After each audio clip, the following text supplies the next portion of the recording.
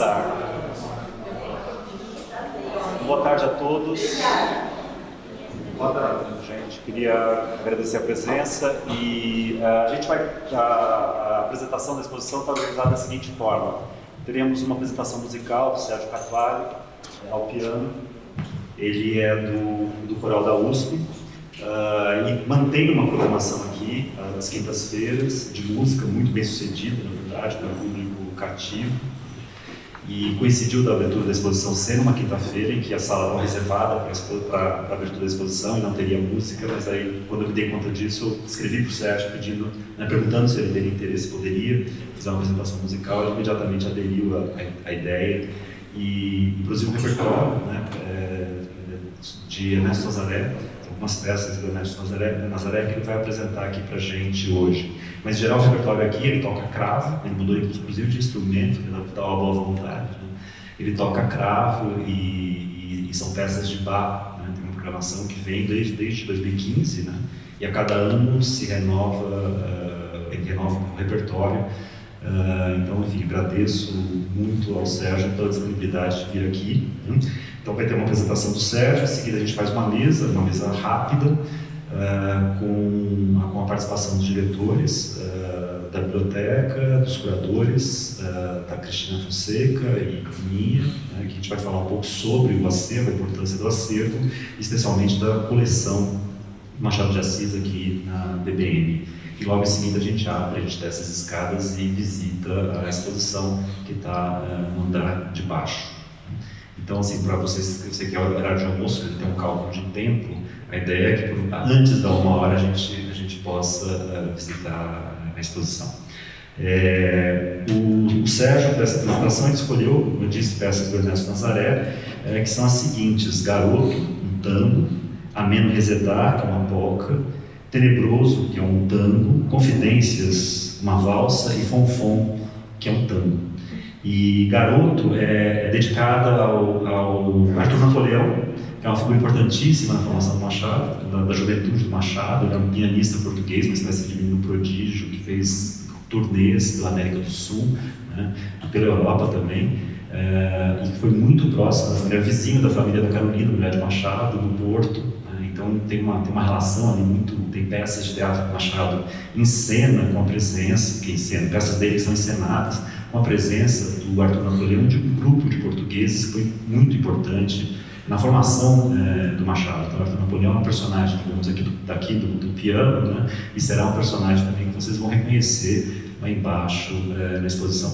Então, bom, para não me alongar muito, eu agradeço mais uma vez ao Sérgio e você fica por conta do piano. Então, obrigado, Sérgio.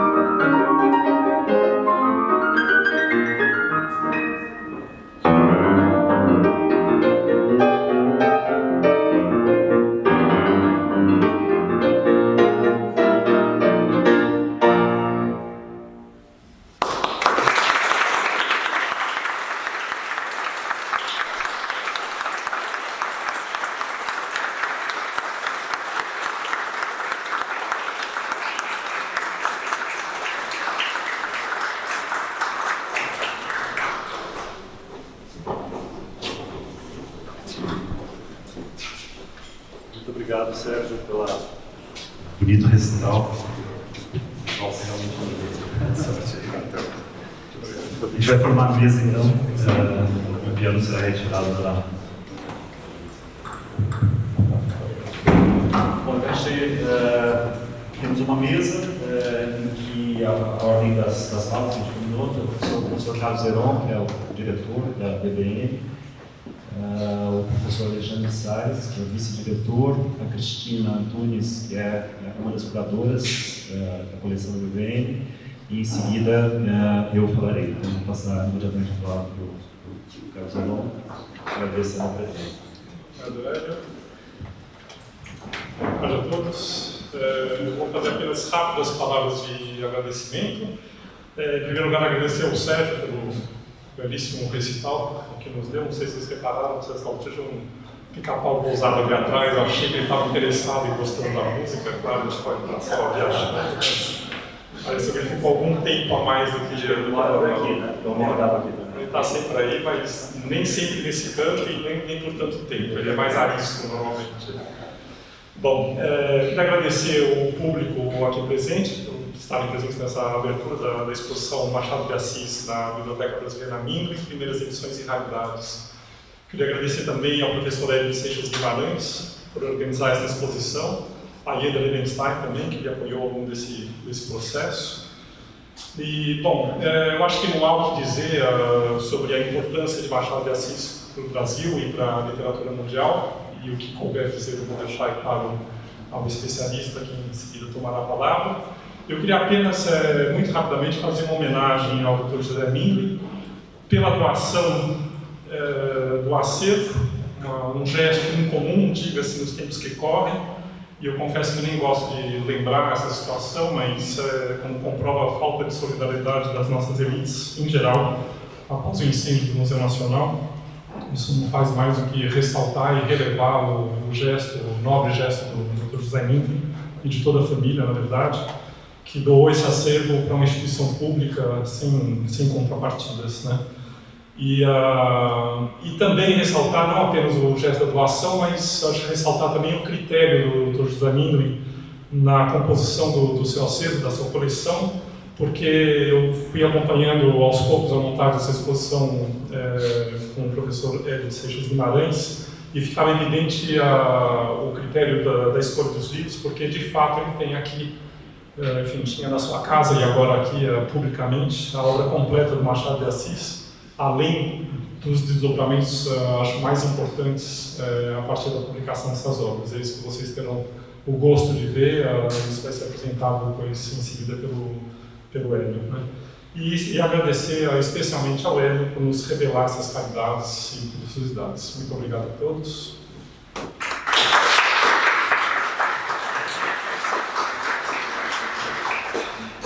Bom, boa tarde a todos e todas. Também agradecer a presença de todos. Certamente acho importante passar a palavra à Cris e ao Hélio para inaugurar efetivamente aqui a nossa exposição e dizer, acho que duas palavras mais de cunho pessoal, porque acho que a fala do Zeron expressa de maneira importante o que significa a biblioteca, o papel do Mindlin.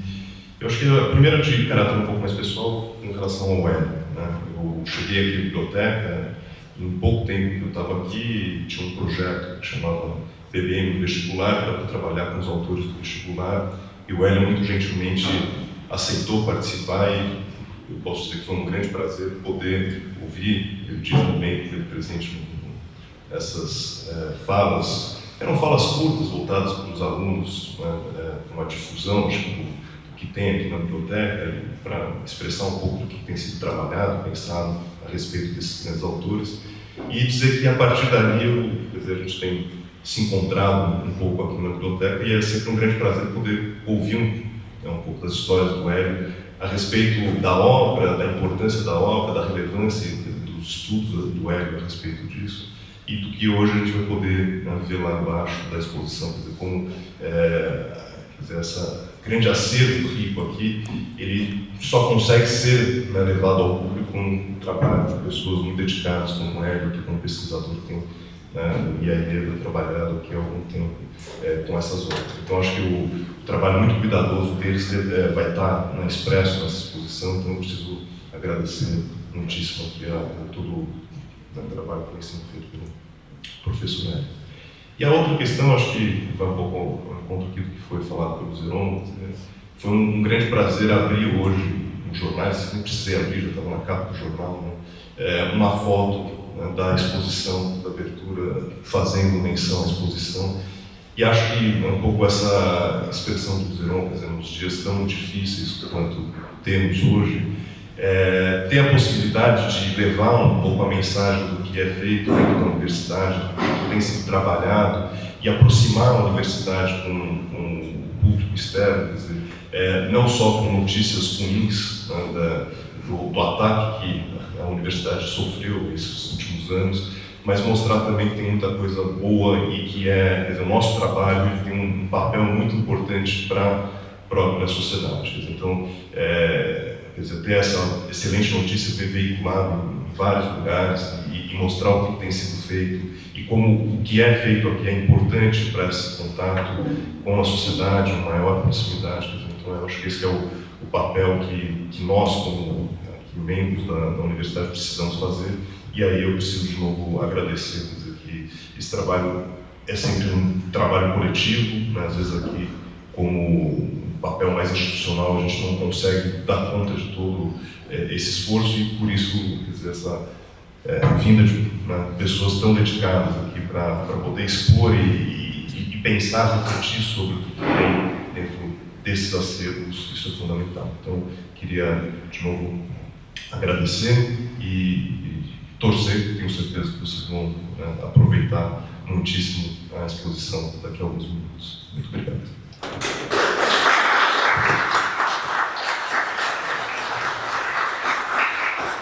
Só uma rápida palavra, uma lembrança que o Alexandre fez agora sobre a exposição estar na capa do Estado de São Paulo hoje, o que eu acho justo e não mais ninguém do que justo, mas alguma coisa estranha parece que acontece também, porque desses jornais de grandíssima circulação que são distribuídos gratuitamente na rua é capa também. Então, Beto, parabéns, alguma coisa está acontecendo aqui. Parabéns. Cristina. Bom, boa tarde. O Hélio me pediu para que eu falasse um pouco sobre o desenvolvimento do acervo do Mingley.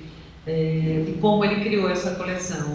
É uma história, na verdade, muito longa, mas eu vou resumir o máximo que eu puder. A biblioteca começou a ser formada quando ele tinha 13 anos.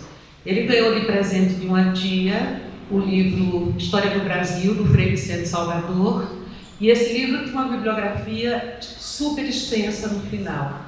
Ele ficou extremamente interessado nessa bibliografia da história brasileira e começou a entrar em contato com os livreiros europeus que, sem saber que estavam lidando com um menino de 13 anos, respondiam todas as cartas, porque ele escrevia fluentemente em francês e em inglês, então ele conseguiu se comunicar com todos esses livreiros, sondando sobre a existência desses livros, o preço, o custo desses livros nos mercados. Isso é o início da formação da Biblioteca Brasiliana. Juntamente com isso, ele ganhou do pai, na mesma ocasião do aniversário dele, um dinheiro, onde ele foi a um sebo no centro de São Paulo e comprou um livro de um escritor chamado Bossuet, um discurso da história universal, e era um livro de 1760. E ele ficou fascinado pela data, porque ele achou que um livro de 1760 era uma enorme raridade. Obviamente, ao longo da vida dele, ele descobriu que a data era um mero acessório para você estabelecer a raridade de um livro. Mas esse livrinho, juntamente com o Frei Vicente Salvador, foram os dois gatilhos que desencadearam a formação da biblioteca. Um na parte de obras raras, o outro na parte do brasiliano. Ele é uma biblioteca inteiramente formada por um homem só. Ele nunca teve book dealers, não teve ninguém que procurasse os livros por ele. Ele batia de porta em porta, era um leitor voraz, devorava catálogos, tinha uma memória estúpida, então ele sabia tudo o que estava acontecendo em termos de livro e aonde que estava sendo vendido. Antagonicamente, como colecionador, num determinado momento, ele arrumou um sócio e montou uma livraria de livros raros. O que aconteceu foi uma loucura, porque ele foi à Europa, comprou uma quantidade enorme de títulos e, quando voltou, montou a livraria e se sentia na obrigação de vender, porque ele tinha um sócio que foi quem colocou o capital aqui no negócio. Só que para ele era um terror se desfazer de cada livro. Então ele fez um caderno onde ele anotava quem comprou o livro, quanto pagou pelo livro, e aí ele chamava o sujeito e dizia: se um dia você quiser vender esse livro, me procura. Ele recomprou 95% de todos os livros que ele vendeu. Então, esses livros foram parar na coleção dele. E, basicamente, o que ele fez era, qualquer lugar que ele viajasse pelo mundo, fosse a trabalho, fosse nas reuniões de negócios, como empresário, fosse por lazer, ele nunca deixou de procurar um sebo, um antiquário, uma livraria. Sempre era um roteiro obrigatório. Então, tem uma história que eu acho curiosa, que uma vez ele foi ao Chile a trabalho e aí descobriu um antiquário pequenininho. Ele foi lá e bateu na porta, estava fechada, a porta de vidro. Depois ele insistiu, até que apareceu um velhinho e falou para ele: estamos em vacaciones. E aí ele olhou para o velhinho e falou: eu também. E aí ele falou, o velhinho ficou meio sem jeito, abriu a porta e deixou ele entrar. E ele perguntou: tem alguma coisa sobre o Brasil na sua loja? Ele falou: não, eu não tenho nada sobre o Brasil. Depois de um tempo ele falou: espere aí, tem alguma coisa de um tal de Porto? Aí o doutor José perguntou: é Porto Seguro? Ele falou: é. Aí o Pinto imediatamente lembrou que o Varnhagen tinha sido embaixador por lá, tinha casado com uma chilena, já tinha morrido, e certamente a chilena tinha vendido o resto do espólio dele para esse livreiro. Então ele conseguiu comprar desse livreiro uma quantidade enorme de todos os panfletos do Varnhagen, numa única vez, de uma única compra. Então ele formou a biblioteca dele desse jeito, fuçando, indo atrás dos livros, e tinha uma coisa que me impressionava muito. Eu sempre viajei muito com ele, e a gente entrava numa loja, ele olhava para cima e falava assim: aquele livro azul ali que está junto do vermelho, o que é? O livreiro ia, subia na escada, pegava o livro, fatalmente era uma obra rara importante. Parecia que ele tinha um radar, e ele dizia normalmente que os livros procuravam ele e ele procurava os livros. Foi mais ou menos isso que ele fez a vida inteira. Estabeleceu um enorme contato com livreiros. Obviamente chegou um ponto em que ele já era uma figura conhecida, então ele não precisava se locomover, os livreiros o procuravam. E a única coisa que para ele foi, apesar de ele usar muito a internet, o e-mail, ele não sentava no computador para fazer isso. Mas era muito curiosa a relação dele com isso, porque ele dizia assim para mim: entra no computador, vai lá e diz para a dona internet que eu quero tal livro. Aí parecia que eu tinha que ir na porta da dona internet, bater na porta, pedir o livro, procurar o livro. Eu fazia os caminhos para achar o livro e ele ficava absolutamente satisfeito, achando que a dona internet tinha mandado de volta para ele o que ele tinha pedido. Era bem divertido. Mas, seja como for, por que maneira e por quais caminhos, ele construiu essa magnífica biblioteca, um acervo fantástico, cuja metade ficou com os filhos, a metade que era referente a obras raras, a história do livro, literatura estrangeira. Isso não veio para cá, para a USP, e a nossa parte, que é a brasiliana. E esse conjunto é o melhor conjunto que eu já vi nas mãos de um particular. Então é mais ou menos isso que eu queria dizer.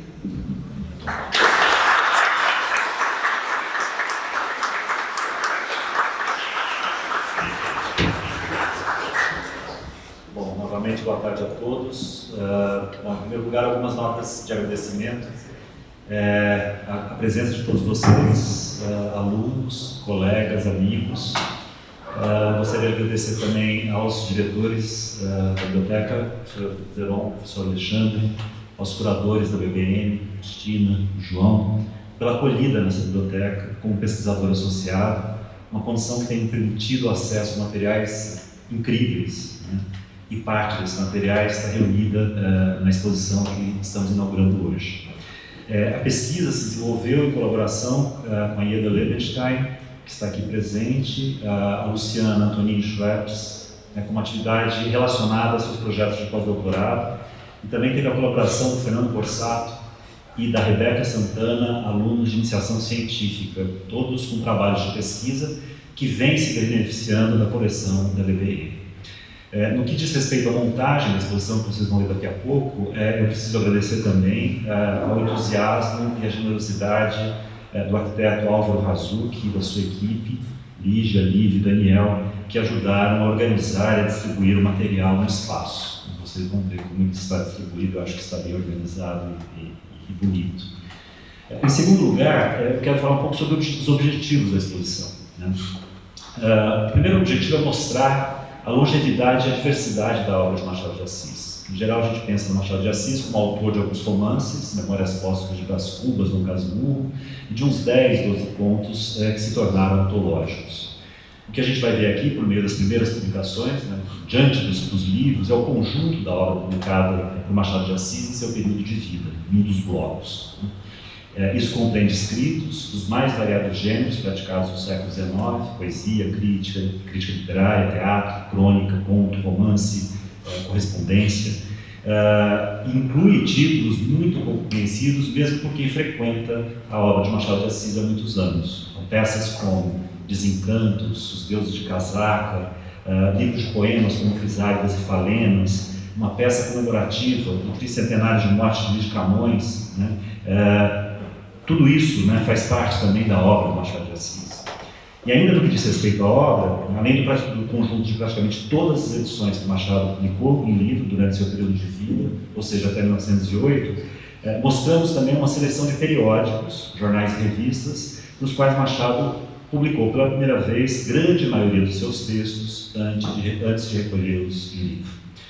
Numa grande vitrine dedicada às publicações de jornais e revistas, a gente vai ver, por exemplo, a página da Revista Brasileira, no primeiro capítulo das Memórias Póstumas de Brás Cubas, que saiu aos pedaços, em 1880, antes que se juntassem as partes para compor Brás Cubas, um livro conforme o conhecemos hoje. Vamos mostrar também a revista em que saiu publicado pela primeira vez um ensaio famoso e muito influente, talvez um dos ensaios mais influentes produzidos no Brasil no século XIX, sobre literatura, que é a Notícia da Atual Literatura Brasileira, Instinto de Nacionalidade, que saiu em 73, em Nova York, na revista O Novo Mundo, que era publicada por lá. Ou então a primeira publicação de contos como Cantigas Esponsais, Crina e Una. Entretanto, muito do que Machado publicou nesses periódicos não foi recolhido por ele em livro. A gente vai ver tudo que foi recolhido, né? E muita coisa ficou, digamos assim, em estado de jornal, né? Até que estudiosos e pesquisadores fossem resgatá-los dos periódicos para lhes dar a forma de livro, constituindo o que na exposição chamamos de obra póstuma, né? Então tem um bloco que a gente vai mostrar, né? Esse conjunto de livros publicados a partir de 1910, quando Mário de Alencar, filho de José de Alencar e grande amigo do Machado no final da vida, reuniu e publicou crônicas, contos, teatro, etc. Então, numa das grandes vitrines, a gente vê essa continuação da obra, depois da sua morte, um pouco a revelia do próprio Machado. Não foi aquele gesto de recolher dos jornais, ele fez, né, nos livros publicados em vida, e depois uma pequena multidão de pessoas foi recolhendo a memória. Assim, pondo lado a lado os periódicos, os livros publicados em vida, os livros póstumos, a ideia é mostrar um pouco a dinâmica da formação da obra do Machado de Assis, que passa pelos periódicos, é selecionada e recolhida pelo próprio Machado em livros e depois passa a ser recolhida por outros. O que a gente vê é que esse processo de recolha e estabelecimento de uma obra completa de Machado de Assis, nesse processo, é que a obra completa de Machado de Assis não existe ainda, quer dizer, é uma obra ainda em curso. Frequentemente a gente tem notícias na imprensa, no final de semana mesmo tinha, né, de um poema, de uma crônica, de um despacho do Machado de Assis, recolhido das páginas de jornais, né, do século XIX e início do XX, que estão ainda para chegarem a esse formato, né, mais estável, digamos assim, do livro. Vale esclarecer que tudo que está exposto aqui, né, pertence à coleção da BBN. Né? Outros acervos de bibliotecas da USP, como a Biblioteca do IEB, a Biblioteca Florestan Fernandes, da Faculdade de Filosofia, Letras e Ciências Humanas, a Biblioteca da Faculdade de Direito, também dispõe de primeiras edições raras, o que faz a gente imaginar, né, que seria a Machadiana da USP, né, que é imensa. Bom, o segundo objetivo é expor ao público, acadêmico e não acadêmico, a extraordinária Machadiana da BBN, que resulta de décadas de trabalho de muita gente, e a Cristina aqui é testemunha disso, né, tendo à frente as figuras fundamentais de Rubens Boba de Moraes e José Iguita Miller. O que vemos aqui não são apenas as primeiras edições dos livros, né, algumas com vários exemplares, mas muitos exemplares especiais absolutamente únicos. Por exemplo, há 2 exemplares da peça Tu Só, Tu por Amor, que Machado escreveu em 1880, em homenagem ao tricentenário do Camões. Essas homenagens foram realizadas no Rio de Janeiro. Nesse evento, Joaquim Nabuco fez o discurso de homenagem, né? E a peça de Machado foi encenada tendo o ator Furtado Coelho no papel de Camões. Isso foi na mesma época que o Machado estava publicando Brás Cubas, né? O que é curioso, coloca também uma perspectiva da obra, quer dizer, que as coisas não são tão estanques como a gente em geral pensa, né? A coleção da BBN tem um exemplar que Machado dedicou ao Furtado Coelho, ao Camões, e aquele dedicado ao Joaquim Nabuco. Ou seja, tem uma história da peça que está sintetizada, né, pelos próprios exemplares que pertencem a esta coleção. Outro exemplo, a BBN tem nada menos que 4 exemplares do Memorial de Aires. Um deles é dedicado a José Veríssimo, que foi amigo de Machado, né, além de escritor, crítico, historiador de literatura, que escreveu e publicou uma resenha sobre o Memorial de Aires, ali no calor da hora, logo quando o livro começou a circular no Rio de Janeiro. A gente tem a carta do Machado, do Veríssimo, agradecendo o recebimento, né, do livro, e o que a gente vê no exemplar aqui, né, que o Machado dedicou a Zé Veríssimo, são marcas e grifos de passagens que aí a pesquisa mostra que coincidem com trechos citados por José Veríssimo na resenha que ele escreveu no jornal. Então a gente traça ali um pouco, quer dizer, o uso desse livro, né, que do ponto de vista, né, da história e dos exemplares, da história também das relações do escritor com seus críticos e com seus pares, é um dado importante, né? A própria resenha que o Veríssimo escreve passa a fazer parte da história, né, dos estudos sobre Machado de Assis e das leituras feitas pelo Machado, e o exemplar está aqui. Mas a ideia aqui não é pensar os livros como fetiches, né, de colecionadores, né, mas como objetos que nos permitem pensar sobre dinâmicas da vida e da sociabilidade literária e cultural do século XIX, para além do século XIX, bem como sobre práticas culturais como o colecionismo e as comemorações fundamentais dos processos de consagração de autores literários e de preservação da memória cultural, nos quais acervos como este têm papel fundamental. O conjunto que temos aqui, por exemplo, mostra como as marcas de prestígio do escritor vão sendo agregadas aos livros na trajetória mesmo, né, do escritor. Isso é visível pela qualidade geral crescente das edições, perceptíveis, proponho que vocês observem, né, no acabamento gráfico, no tipo de papel, nas encadernações. No percurso dos livros, vemos, a certa altura, ao lado da folha do rosto, a lista dos livros já publicados que indicam o incremento do pecúlio literário do escritor. E vemos os seus livros, primeiro associados a jornais e tipografias, passarem a compor coleções intituladas Biblioteca Universal, Biblioteca de Autores Célebres da Literatura, até a menção, que a partir de 1897 torna-se obrigatória, por pedido do próprio Machado, citar o nome Machado de Assis da Academia Brasileira. Também vemos o valor posteriormente associado às obras e a cada exemplar, se a gente observar o apuro das encadernações. Mas o que mais parece fascinante, realmente me emocionou anteontem, quando, depois de tantos anos de conviver, né, com a obra, com os escritos do Machado de Assis, e essa coleção eu conheço desde a casa do Brooklyn, onde eu vi pela primeira vez na estante as primeiras edições, foi quando eu olhei o conjunto de livros já dispostos nas mesas e vitrines e pensei nas possibilidades contidas, né, naquele conjunto, naquela sala. Né. A visão do conjunto, acho que surpreendeu até a mesma Cristina, teve um momento que ele se encontrou ali, olhou aquilo, né, Cristina? E a Cristina, que há tanto tempo convive com esse acervo, né, e também para minha surpresa, né, que tinha visto, né, os livros em estante, né, as surpresas foram as seguintes. Né? Apesar de conviver com a obra de Machado, as edições, agora já há tantos anos, ficou claro a minha existência aqui de uma machadiana importantíssima, muito mais importante do que eu imaginava no início, né, da pesquisa, e que agora, assim, sem sombra de dúvida, eu não tenho nenhum temor de dizer, se junta às coleções da obra de Machado de Assis, pertencentes à Academia Brasileira de Letras, à Biblioteca Nacional e à Fundação Casa de Rui Barbosa, onde também tem uma coleção importante feita por um colecionador particular, que foi o Plínio Doyle, né, e que depositou isso na Casa de Rui Barbosa. Então, acho que, né, desse ponto de vista, a coleção aqui realmente, eu acho que é possível você, nesse prédio, produzir uma edição crítica da obra de Machado de Assis, sem sair do prédio. Né? Então, a variedade das edições, isso é impressionante, eu não sabia disso. Não sei se alguém sabia, né? Acho que a Cristina intuía, mas na hora que você bota os livros juntos, você percebe, né, as possibilidades que estão contidas. Espero que essa exposição sirva também para chamar a atenção para as possibilidades imensas, né, que o acervo da DDM, os acervos da USP oferecem para estudantes e pesquisadores.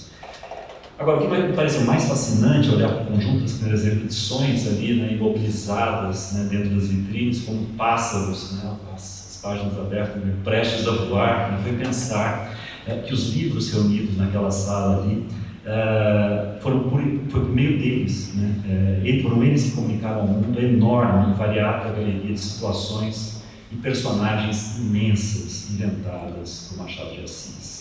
Félix, Potira, Corina, Helena, Yaya Garcia, Brás Cubas, Virgília, Quincas Borba, Rubião, Sofia, Bento Santiago, Capitu, Flora, Tristão, Aires, Fidelis, tantos outros. Né? Tudo é dali que saiu tudo isso. Isso é impressionante da imaginação de um homem, né, que saiu aqui. E recorrendo agora, né, para terminar, a assombrosa capacidade de síntese de Machado de Assis, nos versos que dedicou a Carolina, os versos dizem: e num recanto, neste caso nos livros, pôs o mundo inteiro. Muito obrigado pela presença de vocês.